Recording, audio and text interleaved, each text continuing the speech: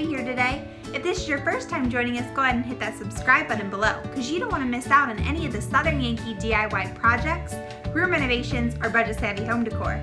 Today we've got something extra special planned for y'all. We teamed up with a bunch of our other incredibly talented YouTube friends to bring you some fun St. Patrick's Day crafts. We came up with some great projects that I know you're going to love and that are going to make you feel extra lucky.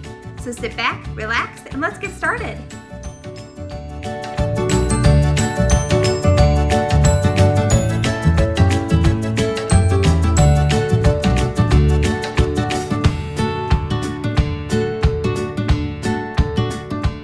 The first St. Patrick's project we're going to do is some DIY pom-poms.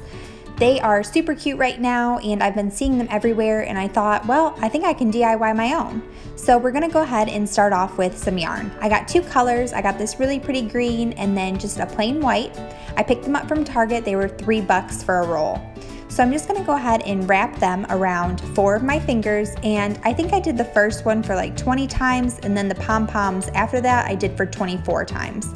I just like the way that those look, but if you want a thinner pom-pom, then use less fingers to wrap around, or if you want a larger pom-pom, wrap more extra times around. It's really up to you. After I had them all wrapped around, I cut a little piece of extra yarn off and then tied around the entire thing. So you're gonna go from the back to the front and then just tie a really nice tight knot.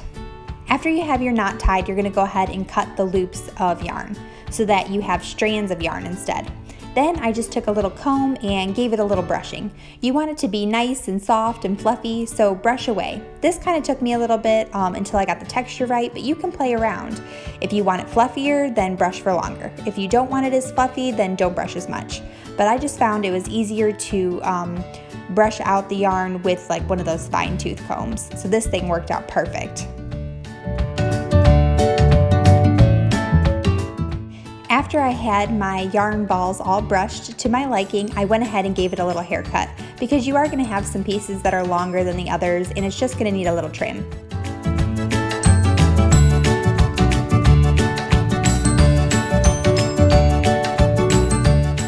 After I finished my first one, I just went ahead and started making the rest of my pom-poms. So you just continue the same exact process for as many pom-poms as you want to have on your garland.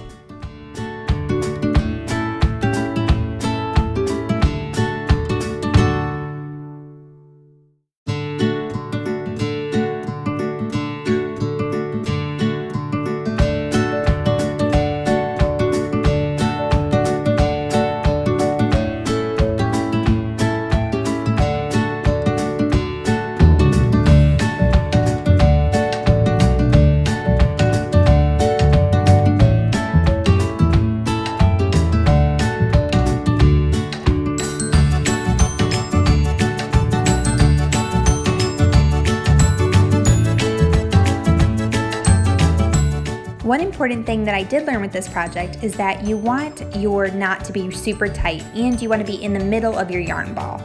This way the ends are not going to pull through when you're doing your brushing, and also that the pom-pom is going to be equal on both sides.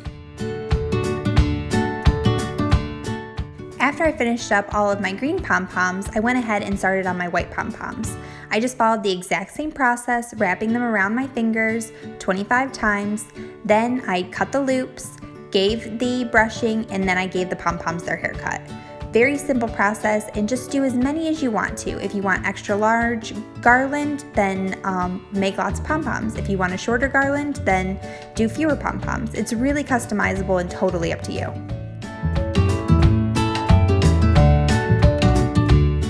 Now that all my pom-poms are made, it's time to go ahead and attach them to my string, which is basically going to act as my garland. So I just decided to use the same white yarn for this process. To attach the pom-pom to my garland string, all I did was take the end of the string and push it into the place on the pom-pom where I tied my knot earlier.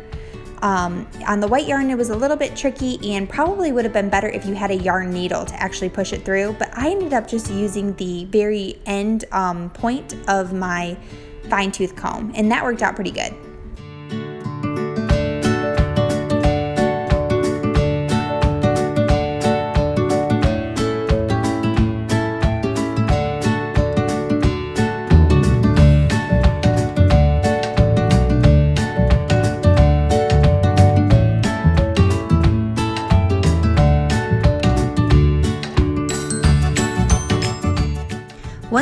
had the end of the string pushed through the pom-pom, I just tied a super tight knot, and I tied the knot like 3 times just to make sure that it was extra secure. You don't want any of your pom-poms coming loose.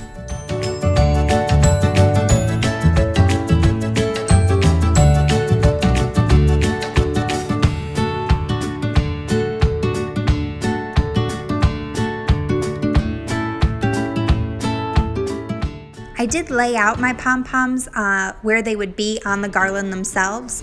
Next time, I will probably go ahead and just measure in between each pom-pom and then mark that place on the yarn. But I was doing this during nap time, so everything kind of had to be done super quickly, and sometimes with a project, if it's done during nap time, it has to just be good enough.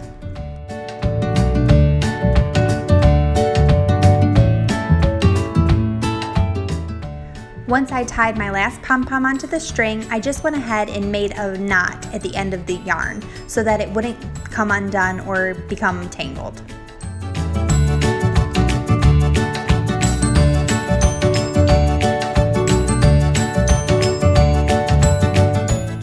Our next project is going to be a super cute St. Patrick's Day sign. All I used was a scrap paint panel that I painted with white Rust-Oleum primer and just some scrap 1x2s. So I'm just going to go ahead and measure the length of my little scrap piece of paint panel and then cut the edges accordingly. To make sure that my lines are super straight, I use this really awesome tool by Craig Jig. It's kind of just like a setup tool. You can set it up and it helps you to square up your pieces, make super straight lines. I absolutely love it and totally recommend it. Plus, it's super cheap.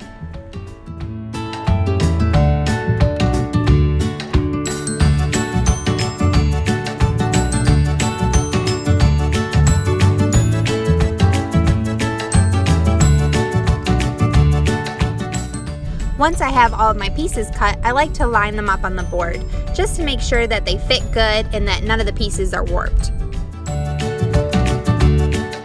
In order for me to get the measurement for the short 2 side pieces, I'll go ahead and take a measurement from outside to outside of the long pieces, because you want them to overlap those long edges.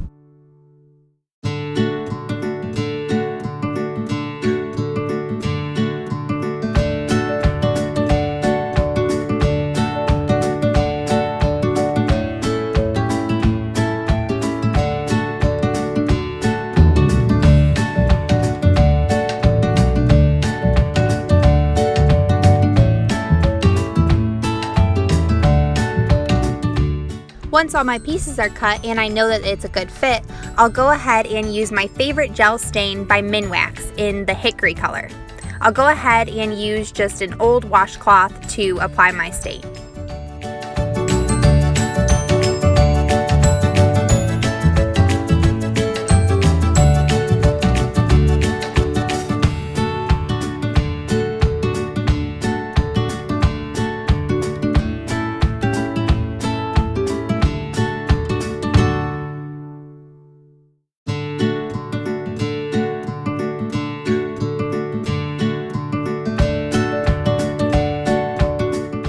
I don't know why it always takes me halfway through a staining project to realize that I should put some gloves on. Otherwise, my hands look gross for days.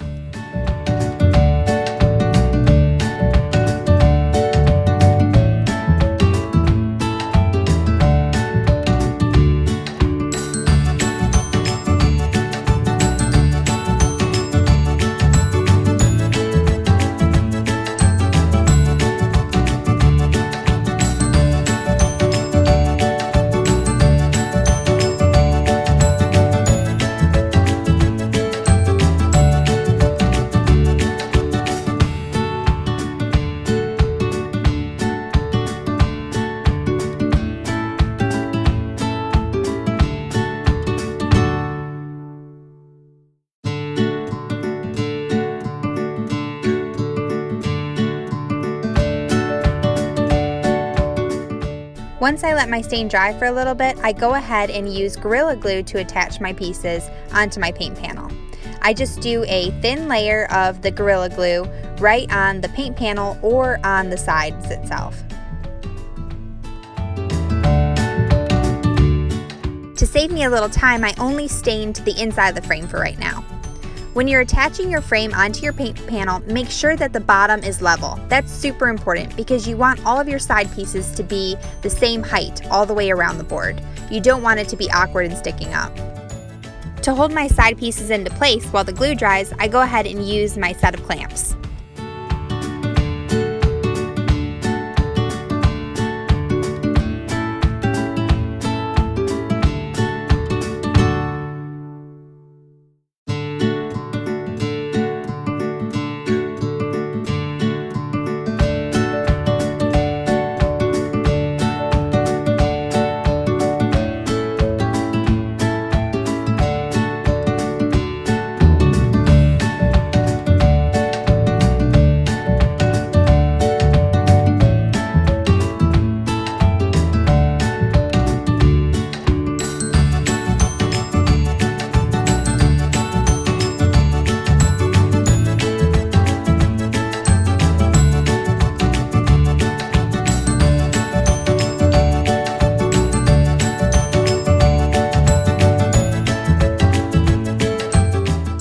After letting my glue dry overnight, I go ahead and stain the rest of the sides the next day. I do it the exact same way as I did before with just a plain old rag.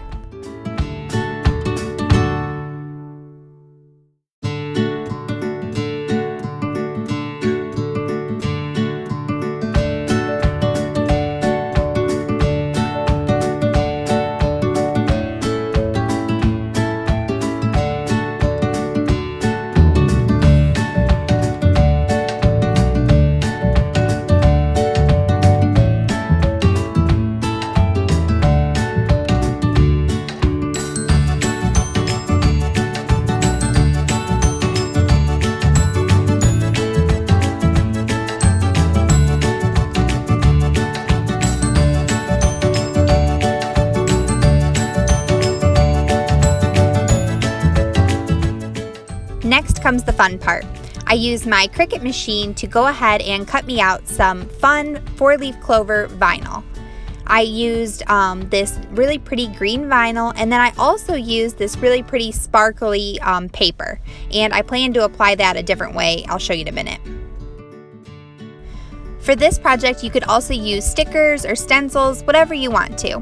But if you do use vinyl, I always recommend planning out where you're going to put everything ahead of time, going ahead and placing it. I usually change my mind a million times. That's why I like to mess around with the placement.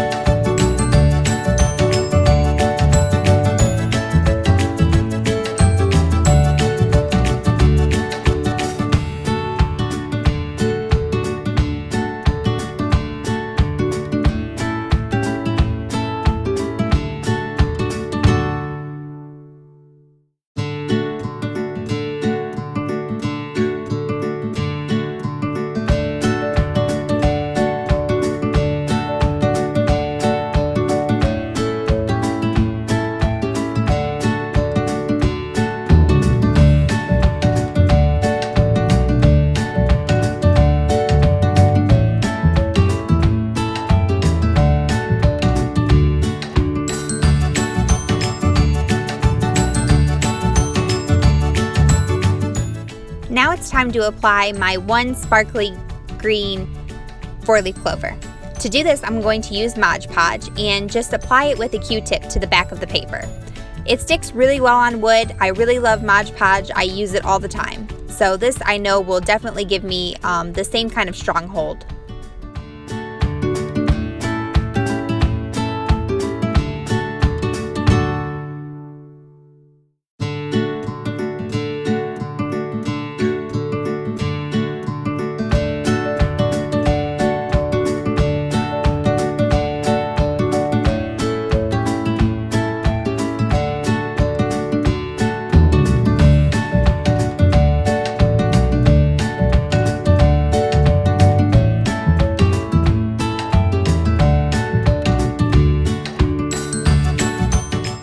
And that's it, my 2 super simple St. Patrick's Day home decor projects. I hope y'all love them as much as I loved making them. Don't forget to go ahead and visit my friends' projects as well. I'll go ahead and link them below and tell them that we sent you. I hope you guys have a great day.